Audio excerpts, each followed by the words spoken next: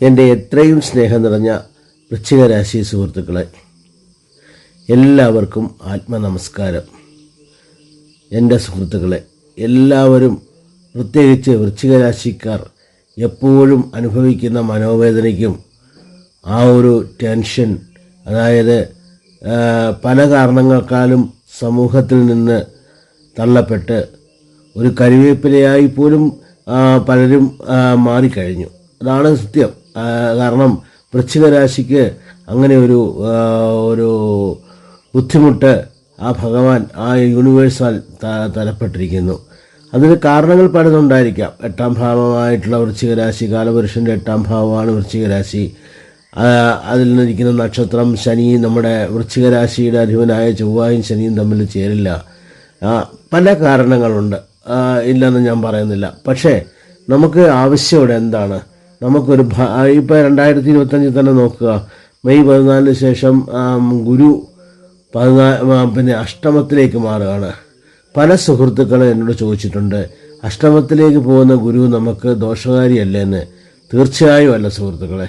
കാരണം വൃശ്ചികരാശിയുടെ ബാധകാധിപനാണ് ഗുരു. Straight away ഞാൻ കാര്യത്തിലേക്ക് വരികയാണ്, കാരണം അധികം വലിച്ചയക്കാൻ ശ്രമിക്കുന്നില്ല. അതായത് ഗുരു വന്നിട്ട് വൃശ്ചികരാശിയുടെ ബാധകാധിപതിയാണ്.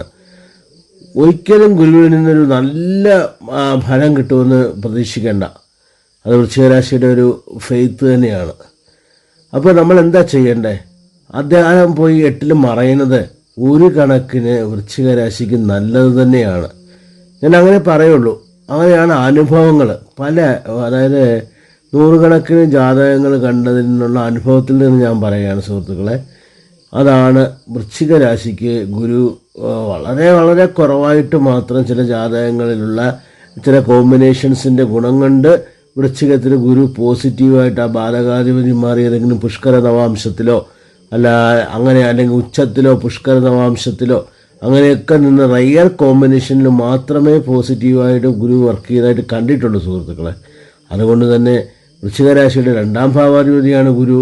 വൃശ്ചികരാശിയുടെ 5ാം ഭാവാധിയാണ് ഗുരു. മനസ്സിൻ്റെയും ധനത്തിൻ്റെയും കാരകനാണ് ഗുരു. പക്ഷേ ഇതൊക്കെ അതുകൊണ്ട് തന്നെയാണ് ബാധിക്കുന്നതും. നിങ്ങൾ ആ വൃശ്ചികരാശിയെ പറ്റി ഒന്ന് ആലോചിച്ച് നോക്കൂ. വൃശ്ചികരാശിക്കാർക്ക് എപ്പോഴും വന്നിട്ട് പൈസയ്ക്ക് വേണ്ടിയിട്ട് അവർ ടെൻഷനായിക്കൊണ്ടിരിക്കും. ധനം വന്നിട്ട് അവർക്ക് കിട്ടാക്കനിയാണെന്ന് ഞാൻ പറയുന്നില്ല, പക്ഷേ അത് കിട്ടണം, ഇന്ന് കിട്ടും നാളെ കിട്ടും എന്നുള്ള ചിന്തയിൽ എപ്പോഴും പോയിക്കൊണ്ടിരിക്കുന്ന, എപ്പോഴും ടെൻഷൻ അടിച്ചുകൊണ്ടിരിക്കുന്ന ഈ ധനഭാവം, അതുപോലെ കുടുംബഭാവമായാലും ശരി, കുടുംബത്തിലും പല കുടുംബങ്ങളിലും ഒരു 50 to 60% വൃശ്ചികരാശിയുടെ കുടുംബങ്ങളിലും ഒരു സമാധാനം കാണില്ല. എന്തെങ്കിലും തരത്തിൽ ഒരു അസ്വസ്ഥത എപ്പോഴും നിലനിന്നുകൊണ്ടിരിക്കും. അതുപോലെ 5ാം ഭാവയുടെ മനസ്സ് ഒന്ന് നോക്കിയാലേ ധനു, മകരം, കുംഭം, മീനം, അതായത് 2, 3, 4, 5. അപ്പം 5ാം ഭാവത്തിലും ഇതേ മീനൻ രാശിയുടെ അധിപനും ഗുരു തന്നെയാണ്. അവിടെയും വന്നിട്ട് ഗുരുവിൻ്റെ ആ ബാധകാധിപത്യം കാണിക്കുന്നു. അവിടെയും മനസ്സമാധാനവും കിട്ടുന്നില്ല. പിന്നെ ചന്ദ്രൻ്റെ നീചാവസ്ഥ, അത് വൃശ്ചികരാശിയുടെ കൂടപ്പുറപ്പാണല്ലോ. മനസ്സിൻ്റെ ടെൻഷൻ, കാരണം മനസ്സാണല്ലോ ചന്ദ്രൻ, അതിൻ്റെ നീചാവസ്ഥ.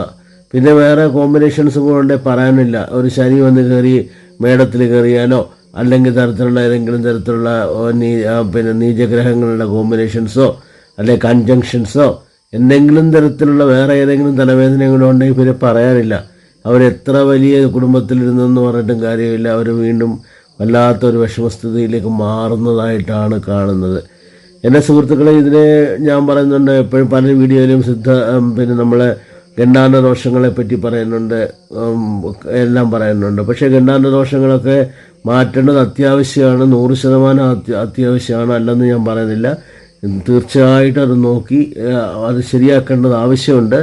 അതിൻ്റെ കൂടെ തന്നെ സുഹൃത്തുക്കളെ, ഞാൻ വേറെ ചില കാര്യങ്ങൾ പറഞ്ഞുതരാം.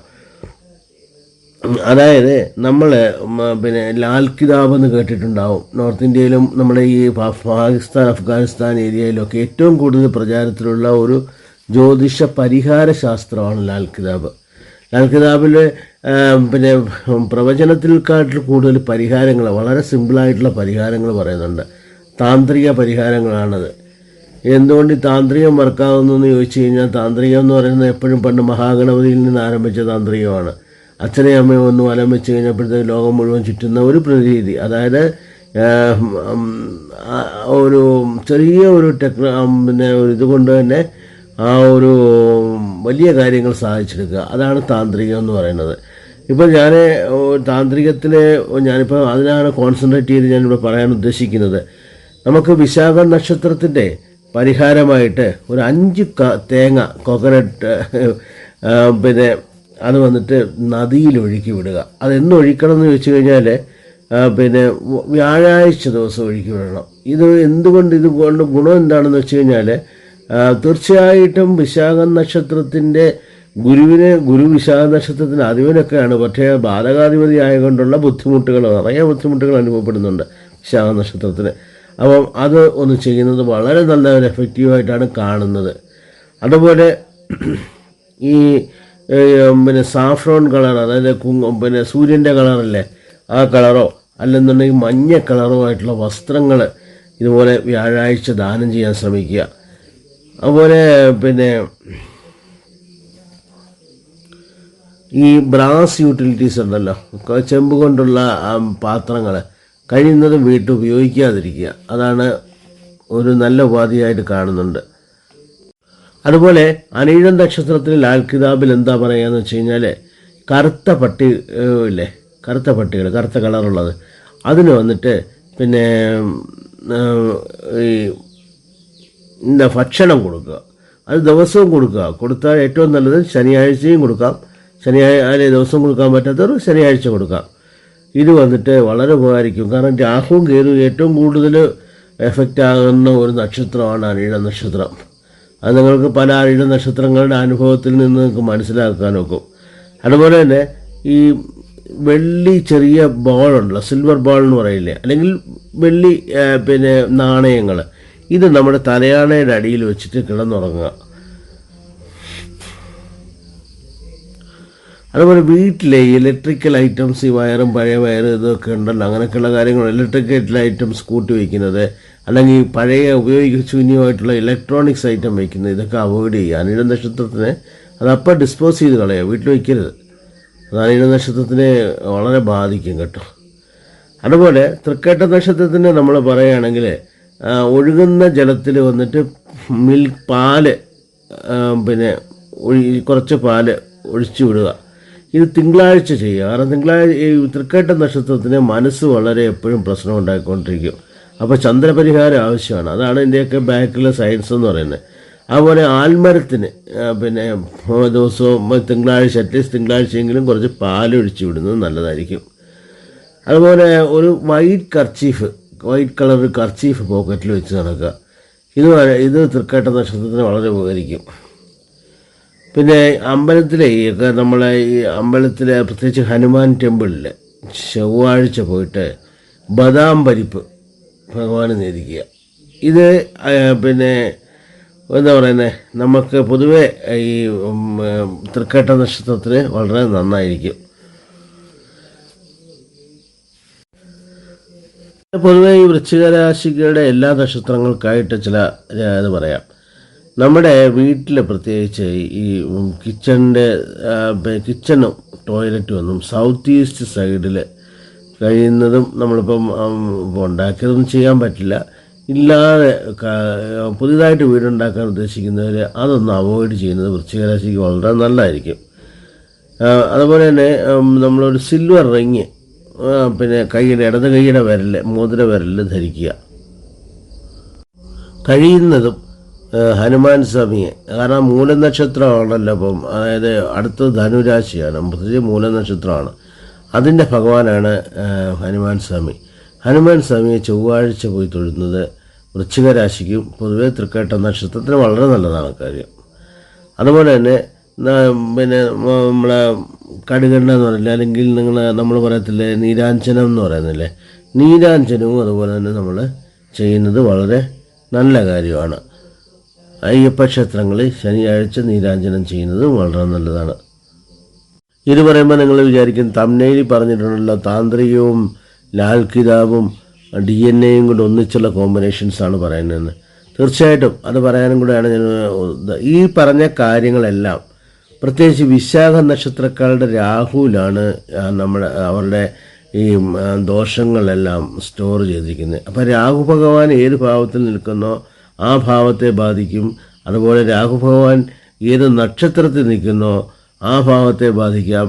അതുപോലെ തന്നെ രാഹുവിൻ്റെ നക്ഷത്രങ്ങളായിട്ടുള്ള തിരുവാതിര, സ്വാതി, ചതയം എന്നീ നക്ഷത്രങ്ങളിൽ നിൽക്കുന്ന ഗ്രഹങ്ങളെ ബാധിക്കാലോ ആയിരിക്കാം വിശാഖം നക്ഷത്രത്തിൻ്റെ DNA ഇരിക്കുന്നത്. അപ്പോൾ നമുക്ക് ആ നക്ഷത്രങ്ങളുടെ പൊതു സ്വഭാവങ്ങൾ അല്ലെങ്കിൽ അതിനുള്ള പരിഹാരങ്ങൾ നമ്മൾ ചെയ്യണം. അപ്പം നമ്മൾ ആൾറെഡി നമ്മൾ പറഞ്ഞു, പിന്നെ ലാൽ കിതാബിലെ രാഹു പിന്നെ വിശാഖ നക്ഷത്രത്തിൻ്റെ ചില കാര്യങ്ങൾ പറഞ്ഞു. എങ്ങനെയാണ് നമുക്ക് ഈ ലാൽ കിതാബിലെ ഈ രാഹുവിൻ്റെയും പിന്നെ ഈ പറഞ്ഞില്ലേ തേങ്ങ ഒഴുക്കാൻ പറഞ്ഞില്ലേ, അതുപോലെ വിശാഖ നക്ഷത്രത്തിൻ്റെ കാര്യത്തിൽ ഞാൻ പറഞ്ഞ തേങ്ങ ഒഴുക്കുക എന്നൊക്കെ പറഞ്ഞില്ലേ. ഇപ്പം തേങ്ങ ജലത്തിൽ ഒഴുക്കുന്നതിന് മുമ്പ് രാഹുവിനെ മനസ്സിൽ വിചാരിച്ചുകൊണ്ട് കുറച്ച് മഞ്ഞപ്പൊടി പിന്നെ തേങ്ങയിൽ ലൈറ്റായിട്ട് ചേർക്കണം. കാരണം എന്താ വെച്ചാൽ മഞ്ഞപ്പൊടിയാണ് രാഹുവിൻ്റെ, അതായത് സർപ്പദൈവങ്ങൾക്ക് ഏറ്റവും ഇഷ്ടമുള്ള കാര്യം.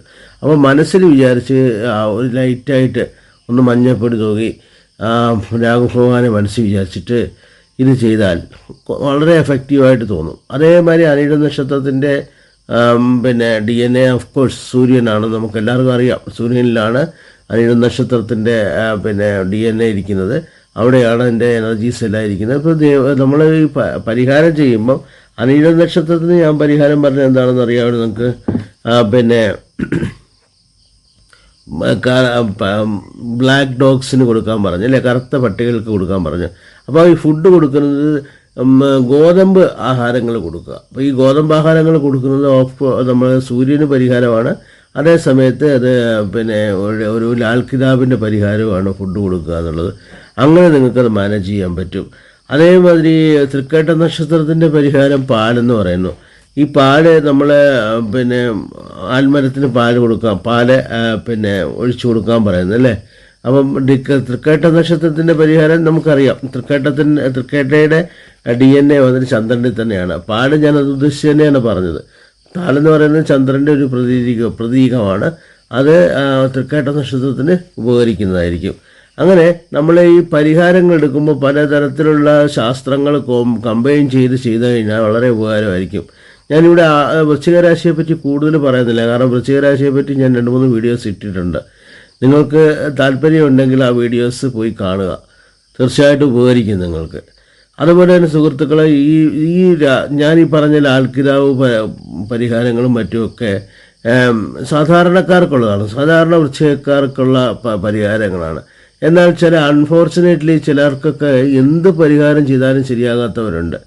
അപ്പോൾ അങ്ങനെ അതിന് കാരണം തീർച്ചയായിട്ടും അവരിലൊരു ഗണ്ഡാന്തദോഷം തീർച്ചയായിട്ടും കാണും, ഉറപ്പായിട്ടും കാണും. ഒന്നീ ഗണ്ഡാന്തദോഷമായിരിക്കും, കാശി യാദവായിരിക്കും, അല്ലെങ്കിൽ ബ്രഹ്മഹത്യാ ദോഷമായിരിക്കും. അത് തീർച്ചയായിട്ടും നിങ്ങളുടെ ആ ജാതകം എനിക്ക് വാട്സപ്പിലൂടെ അയച്ചു തന്നാൽ ഞാനത് നോക്കി അതിനുള്ള പരിഹാരങ്ങൾ നിർദ്ദേശിക്കാൻ എനിക്ക് കഴിയും. എൻ്റെ ഗുരുക്കന്മാർ അതിനുള്ള കഴിവ് പ്രാപ്തി എനിക്ക് തന്നിട്ടുണ്ട്. അവരുടെ അനുഗ്രഹത്താൽ എനിക്കത് ചെയ്യാൻ കഴിയും. അപ്പോൾ നമുക്ക് വാട്സപ്പിൽ നിങ്ങൾ മെസ്സേജ് അയയ്ക്കുക, നിങ്ങളുടെ ആ ഡീറ്റെയിൽസ് എനിക്ക് മെസ്സേജിൽ അയച്ചു തരിക. അതിന് തീർച്ചയായിട്ടും ഒരു ഫീസ് ഉണ്ടില്ലെന്ന് ഞാൻ പറയുന്നില്ല, കാരണം ഞാൻ ഇരിക്കുന്ന ആ സമയത്തിൻ്റെ ഫീസ് മാത്രമാണത്, വലിയ ഫീസൊന്നുമില്ല. അപ്പോൾ അത് നിങ്ങൾക്ക് ചെയ്തു കഴിഞ്ഞാൽ നിങ്ങളുടെ ജീവിതം തന്നെ മാറും സുഹൃത്തുക്കളെ. എന്താണെന്ന് വെച്ച് കഴിഞ്ഞാൽ നമ്മുടെ ഈ കഷ്ടപ്പെട്ട് നമ്മൾ ഭയങ്കര കഷ്ടപ്പാടിലാണ് ഇരിക്കുന്നത്. അപ്പോൾ ആ കഷ്ടപ്പാടിൽ നമ്മൾ മുന്നോട്ട് പോയാൽ രക്ഷപ്പെട്ടേ പറ്റുള്ളൂ. രക്ഷപ്പെടേണ്ടത് ആവശ്യമാണ്. നമുക്കൊരു രോഗം വന്നാൽ മരുന്ന് കഴിച്ചേ പറ്റുള്ളൂ. അപ്പോൾ തീർച്ചയായിട്ടും നല്ല ഡോക്ടറെ കണ്ട് മരുന്ന് കഴിക്കേണ്ടത് നമ്മുടെ ആവശ്യമാണ്. അതിനകത്ത് മരുന്നിൻ്റേതായിട്ടുള്ള ബുദ്ധിമുട്ട് വിചാരിച്ചാൽ നമ്മുടെ രോഗം മൂർച്ഛിക്കത്തേ ഉള്ളൂ. അതൊന്ന് മനസ്സിലാക്കിയാൽ എല്ലാവർക്കും നല്ലതാണെന്ന് ഞാൻ വിചാരിക്കുന്നു. സുഹൃത്തുക്കളെ, ഞാനിവിടെ എൻ്റെ ഈ വീഡിയോ ചുരുക്കുകയാണ്. ദയവ് ചെയ്ത് ഈ വീഡിയോ മറ്റുള്ളവരിലേക്ക് ഷെയർ ചെയ്യാനും ഇതിന് കമൻറ്റ് ചെയ്യാനും ഇതിലെല്ലാം പിന്നെ എന്തെങ്കിലും തെറ്റുവശങ്ങളുണ്ടെങ്കിൽ തീർച്ചയായിട്ടും എനിക്ക് പറഞ്ഞു തരണം. കാരണം എനിക്ക് എൻ്റെ അറിവിൽ നിൽക്കുന്ന കാര്യങ്ങളാണ് ഞാനീ പറയുന്നത്. തീർച്ചയായിട്ടും ഇത് കേൾക്കുന്ന പല സുഹൃത്തുക്കളും ഇതിനേക്കാൾ ഈ കാര്യങ്ങളെപ്പറ്റി അറിയാവുന്നവരായിരിക്കും. അവരുടെ അഡ്വൈസ് തീർച്ചയായും എനിക്ക് വളരെ ഉപകാരമായിരിക്കും. അതുപോലെയാണ് ഞാനിതൊന്നും ഒരു കാര്യം പറയാൻ വിട്ടുപോയത്, ഭദ്രകാളി അമ്മയെ വൃശ്ചിക രാശിക്കാർ വിടരുത്. കാരണം ചന്ദ്രൻ നീചത്തിൽ ഇരിക്കുന്ന രാശിയായതുകൊണ്ട് തന്നെ ഭദ്രകാളി അമ്മയ്ക്ക് മാത്രമേ നമ്മളെ രക്ഷപ്പെടുത്താൻ പറ്റുള്ളൂ.